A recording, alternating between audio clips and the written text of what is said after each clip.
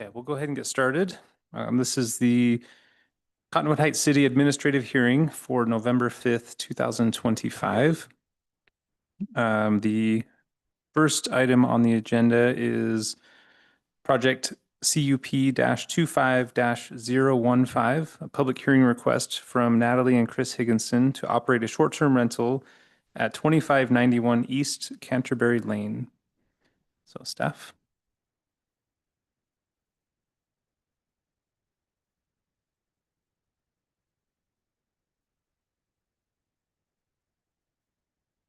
Make sure your light is on the microphone. Okay. There you go. All right. Thanks. Good afternoon. Yeah, as you mentioned, so the first item on the agenda is a conditional use request for a short-term rental at property located at 2591 East Canterbury Lane. Per city ordinance, there are certain criteria that must be met to receive approval for a conditional use for a short-term rental. Analyzing, looking at this property and looking at the city code, the staff has found that the property itself does meet the zoning requirement, which is an R28 zone, which is part of a PUD, which has a minimum of 8 units. This project itself has 24 units, and access is provided off a private street. The dwelling itself is a 2-bedroom home. The applicant is proposing that no more than 4 persons will be staying at one time, and those persons will be 8 years of age or older. Parking will be 2 parking stalls will be provided for the rental. One will be a surface parking, one will be a covered parking. They are limited to 2 parking stalls, and the applicant says, they will regulate the parking to ensure that the patrons or tenants are parking in those required parking stalls. We did receive one formal concern regarding this request. They were in opposition of the short-term rental. In addition to that formal request, I did receive 2 phone calls inquiring about HOA regulations and bylaws. They were stating they were under the impression that the HOA did not allow short-term rentals. I did reach out to the applicant. The applicant said they did reach out to the HOA. They said they were permitted. They sent me an excerpt from their CC&R stating that there was no provisions prohibiting short-term rentals. Again, and based off these standards and the findings, staff did find that they do meet the minimum requirements for a short-term rental, and staff is recommending approval of these following conditions. Right. Thanks, Sheldon. Okay, so we'll now invite the applicant to come up if they wish to share anything.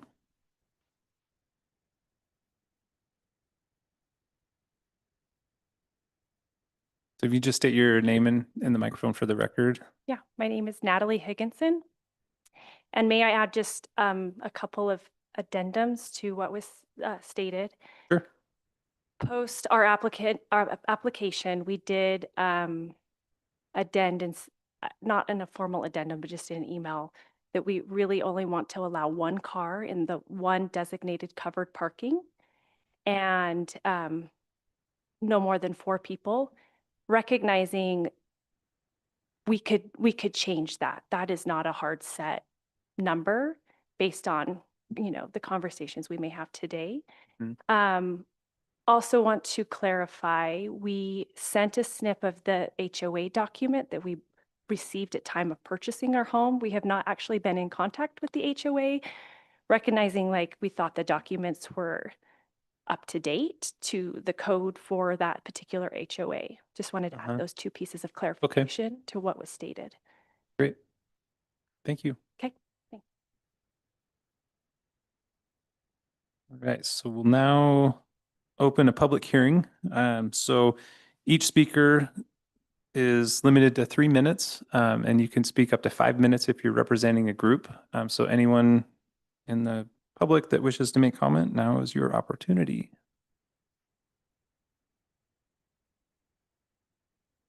Never done this before. Come on up. Just tell us your name and what you think. No, you got to speak too. 3 minutes. We run over 3 minutes. Oh, No, somebody left their notepad. that's And your pen. That's fine. We have enough time, so. You made the trip, so we'll listen to what you have to say. Knock, So- knock, who's there? Just kidding. So please state your names for the. Julie Gerbitz Aubrey. Okay. Thanks.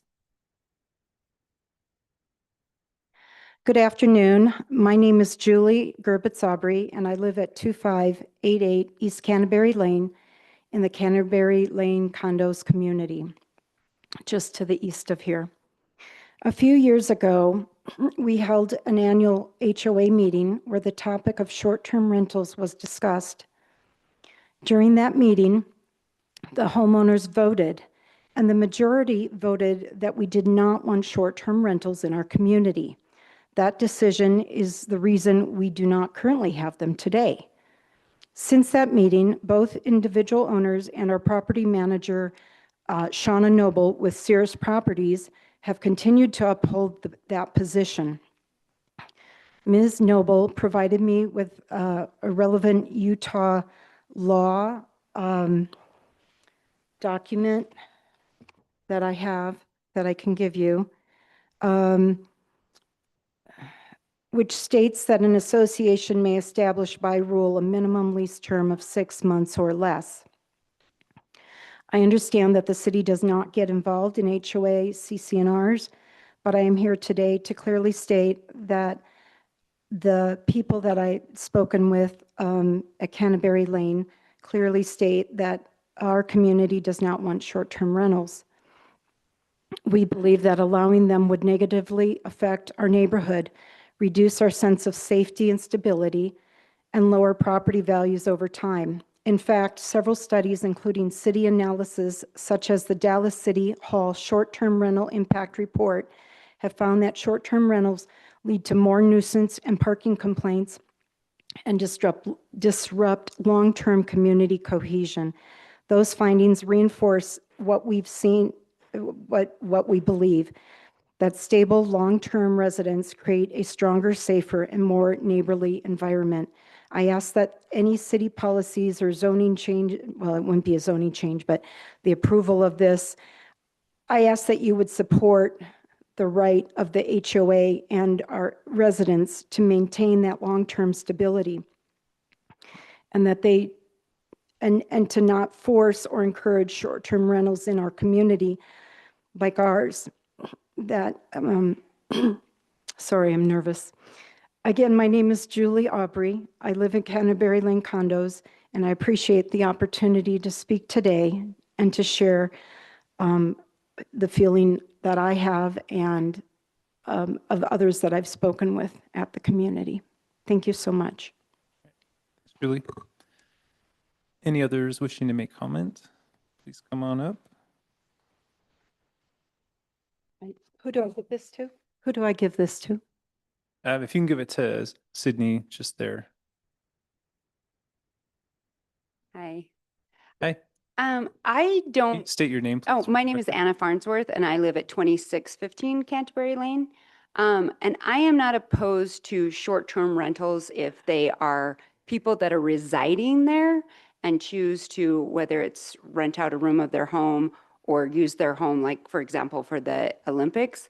But we actually, in our CC&Rs, we have a certain amount of numbers of people that can be renters anyways, and that is already being maxed. So for someone to buy it as an investment property where they're not going to be there, and then I already feel like, although they're so nice, misled by their intention of buying it. It was shared with us in the community that they were going to use it for their children to be there when they aren't like able to be picked up. And so it was the idea that it would be minimal. Like I was thinking a few times a month and maybe over Christmas break. And definitely I am not okay with more than 2 people at a time renting. It's extremely, where we live, it is extremely loud. Every time someone comes in and gets in or out of their car or even shuts their home door, they were built in the 1970s and you can hear it throughout the community. As well as we have shared resources like water, garbage, those kind of things. And so anytime when people that don't live there or they're not a long-term renter where we can go to the HOA and the HOA can contact their landlord. The garbage rules aren't created. There's like biohazard things in there. So that's just my opinion. If it's going to be something that's a few times a month and it's someone that lives there and so they're keeping up on the property, this same property just had like a shelf in their yard for like over a week that is just junking up already because they're not there to keep an eye on it. So those are my thoughts. Thanks. All right, thank you. Other comments?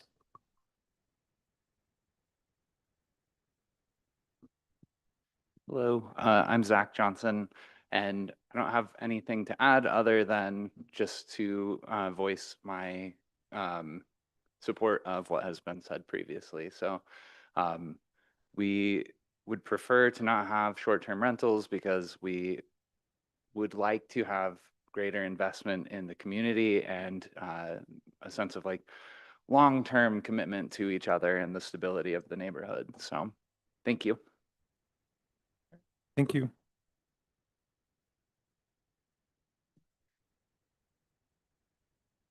Hi. Hi. Lori Gibbs, 2613 East Canterbury. What the rest of our fellow neighbors have said, it is a concern to have a short-term rental, especially up to 4 people when it's only 1.5 bathrooms. That's a lot of people to be in just a 2-bedroom.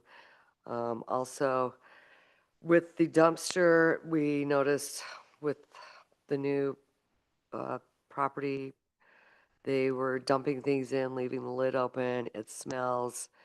I don't think it was being very paid attention to by the new owners of what to dump and not to dump in our dumpsters. It will lower the value of our properties.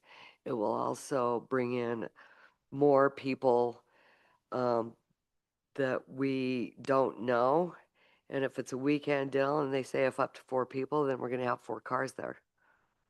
Or 2 car or 3 cars when it's only a 2-car place, a carport and an open parking spot. I agree with all my neighbors here.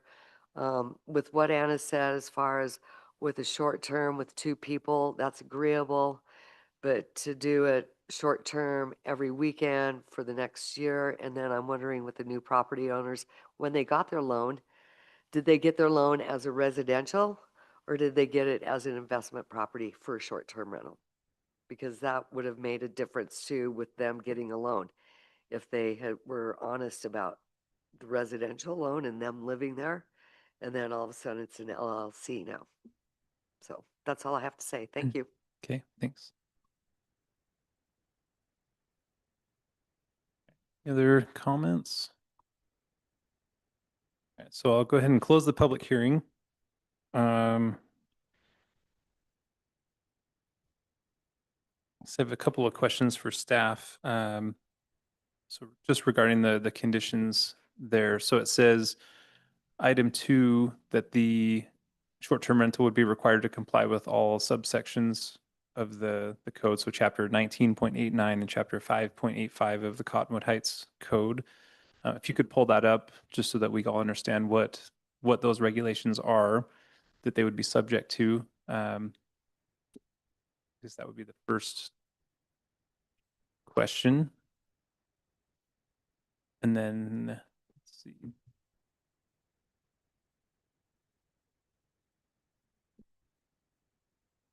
And then here, condition number 4B showed total occupancy of no more than 8 persons. It sounded like it would really be only 4 people. Is that right? That's correct. I just put that Okay. provision in there because it was consistent with city code, being that they only had 2 bedrooms. So the maximum they could, maximum, I guess, occupants they could have would be 8 per city code. But Mhm. again, it sounds like the applicant's more willing to reduce that to 4. Okay. Okay.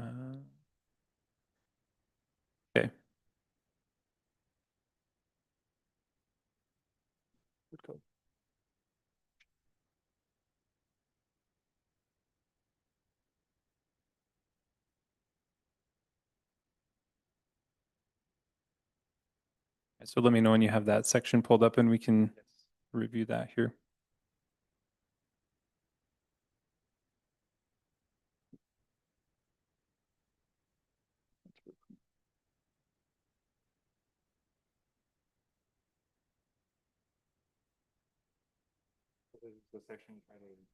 Yeah, so just where the standards that they must comply with are located for a short-term rental.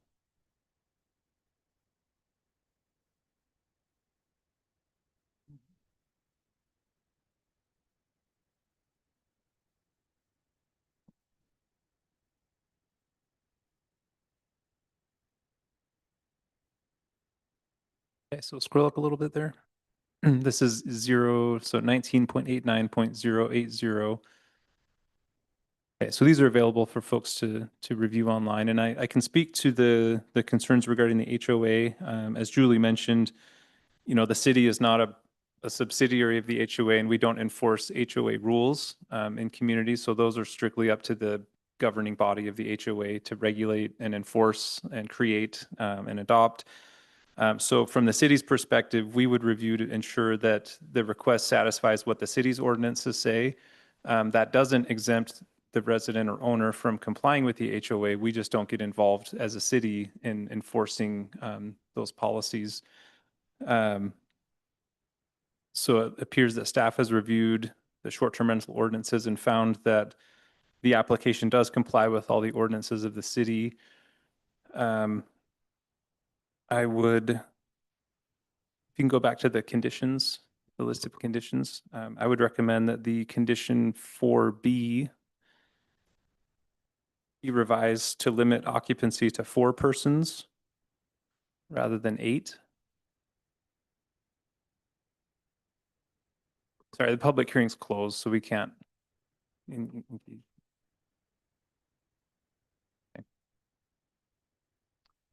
So condition 4B, or really 4, would be updated to say that occupancy be limited to 4 persons in the unit.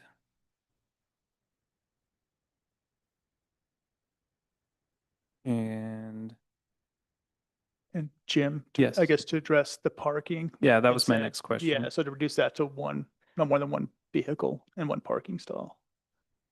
Is that what the code requires, is 1 vehicle or No, one parking space Yeah, essentially? just one park, yeah, just adequate parking's provided, essentially is what it says. Okay. And I don't see that listed in the conditions. Would you suggest we add that as a condition of approval, that no more than 1 vehicle be parked on site for the short-term rental at any given time? Yeah, I feel that be comfortable adding that as a condition. Okay. All right.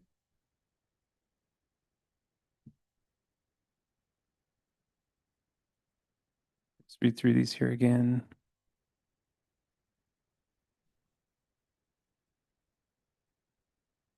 Then I would just advise the applicant to know that, so condition 3, that, you know, a 24/7 hotline, a phone number be available for folks to call.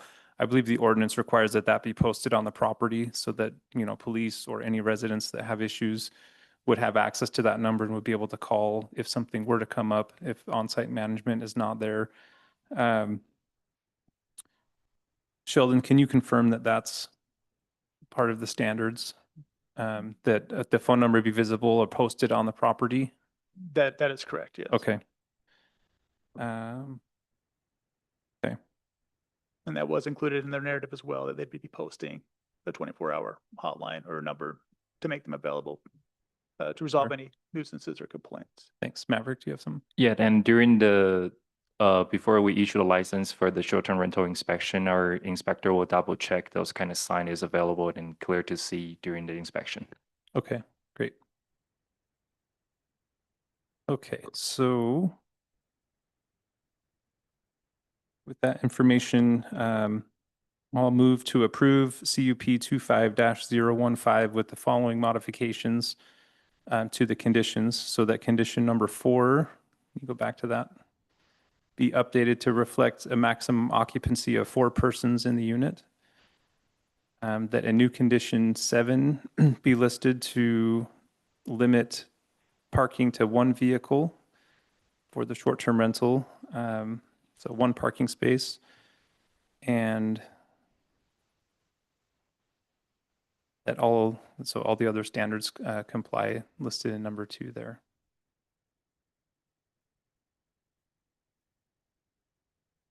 So at this point, just continue to work with staff to finalize the application. And then just for everyone here regarding the HOA, so that, again, that would be something that the HOA would have to pursue with the specific owner to take care of.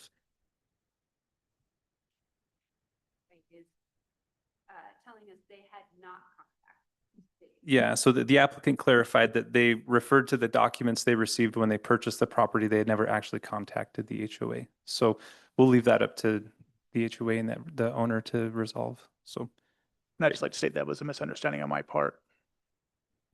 thank you.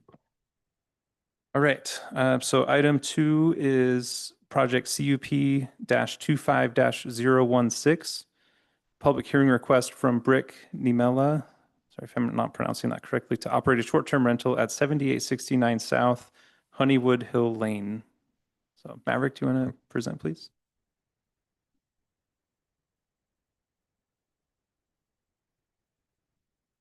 Yeah, we can get together after this item.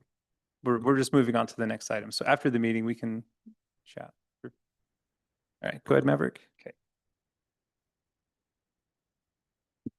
Okay, project number CUP-25-016, the property address 7869 South Honeywood Hill Lands, and owner and applicant are both the same, Brooke Nimila.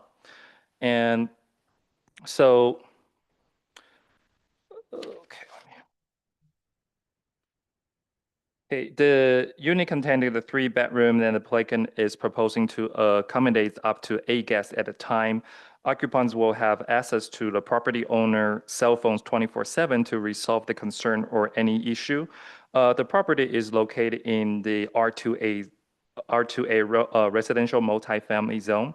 Short-term rental might be approved as a conditional use in the R2A zone, provided that the property is part of a planned unit development or condominium projects that contain at least 8 units and front on the private street. The such property is part of Honeywood Cove PUD project, which contained 20 units, and the property fronts Honeywood Hill Land, which is a private street.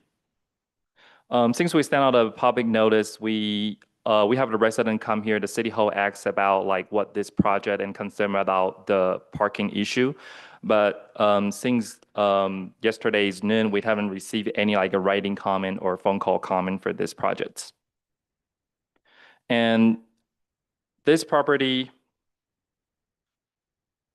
the applicants have the 2-car garage and the driveway for each unit, and the renter are only permit to use the garage and the property driveway for the parking. So no street parking is allowed. And as I outlined in the project staff report, staff found that this requires to meet the standard for the short-term rental and outlined in the city code. So the staff recommended approve this project with condition item, and all the conditional item already sent to the hearing officer to review it. Great, thanks, Maverick.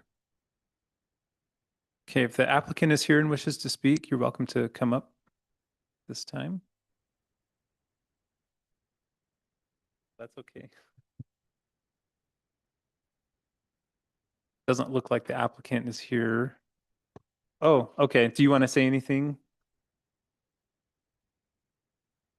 Okay, that's fine. All right, so we'll go ahead and open the public hearing. So any members of the public that wish to speak regarding this application can come forward.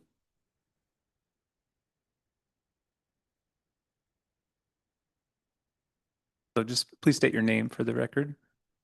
Christine Middlemiss.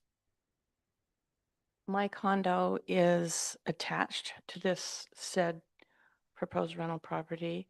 And I don't know if you received an email from Dave Truckman. He said he sent it in yesterday.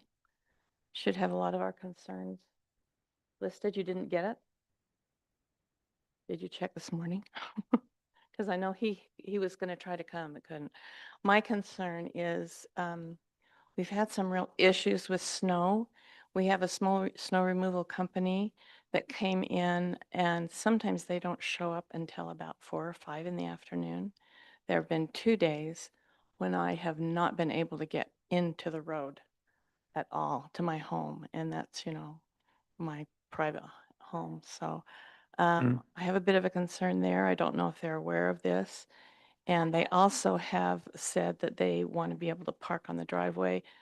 That's okay, but the 2-car garages that are attached do not allow an SUV to come in. So if we have ski people coming in with ski racks on top, they are not going to fit in those garages because the entry door is so low. I can barely get my Subaru in, and I don't put my skis on top. So anyway, that's a concern. The other thing is because of snow removal, it states in our CC&Rs that you cannot park except in the 2 garage places that are allowed or in front of the garage. Mhm. And then the rest of the parking is for our guests, and it's not overnight parking. So I don't know if the people that come in, if a whole bunch of skiers come in and in a 3-bedroom place, there's lots of room for up to 12 people. Mhm. So I don't know where the parking is going to be. Okay. That, and just to make aware to Brooke that it's difficult to get in there because the snow removal by the HOA is not great. Okay, Okay, thank you. great. Thank you. Any other public comments? All right, seeing none, I'll close the public hearing. So just a couple follow-up questions for staff. So I see there, the total occupancy would again be 8 persons for this property because it's 2-bedroom. Yes. Okay. And then can you reiterate what the parking was that you mentioned? So it would be the 2 garage and the 2 driveway spaces would be reserved? Yeah, so this property includes 2-car garage, and the wider driveway can fit for 2 cars. And so the play can use that 2-car garage and their property driveway for the renters parking. There's no street parking allowed. The renter only allowed park in the property. Okay. And the city's ordinance requires 1 off-street space for a short-term rental. Is that the minimum required?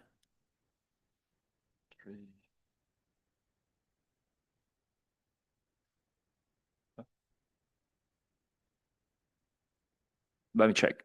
Okay, thanks.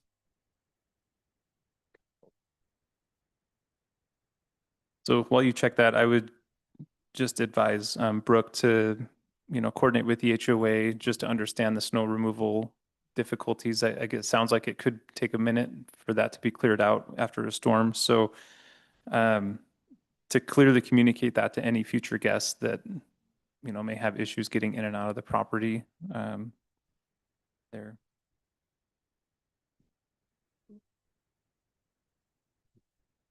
The ordinance just states that they had to provide parking, off-street parking for all tenants. There's not a minimum requirement. Okay. It specifically states, though, you can't use on-street parking to fill that requirement. Okay. All right, so I'll probably, even though it's already listed in ordinance, I'll probably add that as a specific condition just to avoid problems in that area. So staff, do you have anything else? Nope. No? Okay, thanks.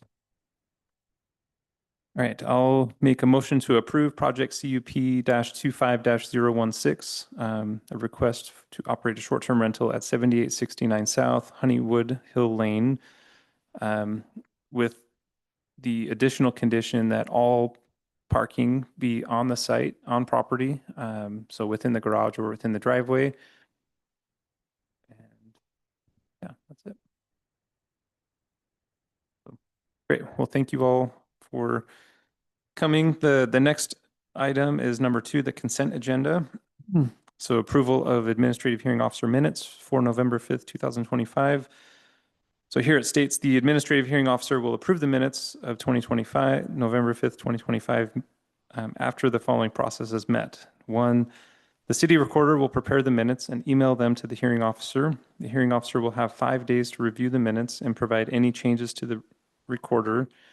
If after 5 days there are no changes, the minutes will stand approved. If there are changes, the process will be followed until the changes are made and the hearing officer is in agreement, at which time the minutes shall be deemed approved. And then item 3 is adjourned. So I hereby adjourn the meeting at 12:32.